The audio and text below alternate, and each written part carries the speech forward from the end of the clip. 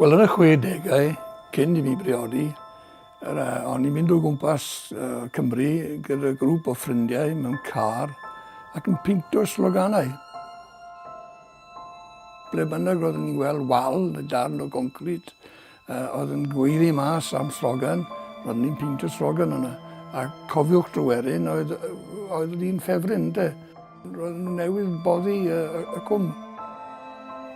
Felly dyna lle beth oedd yn wneud, mynd o gwmpas a dyma ni'n gweld y wal yma yn Sir Aberteifi ger Llanrhystr ac yn dweud, o, da chi lle na i roi slogan, mas o'r car, peintio'r slogan, pant ni wedyn.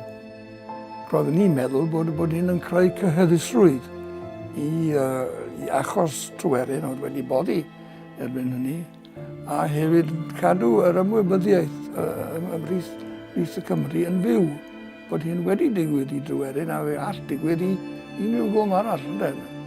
So oedd yn teimlo braf, roedd ni'n teimlo bod ni'n gwneud rhywbeth.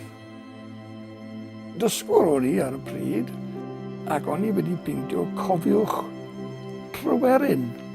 Oedd yn dweud sens berffaith i fi, ond mae'n debyg cofiwch Dryweryn dyle fod. Ac nad i rywun yn nes ymlaen, newid cywirwch i Dryweryn. Ac ychydig wedyn, oedd rhywun wedi peintio ar yr ochr, sori miss. Sori miss. Oedd yn ddoniol iawn, myfyrwyr mae'n debyg o ar ysbryd oedd hynny. Ac wrth gwrs dros y blynyddoedd mae sawl un wedi ail-beintio.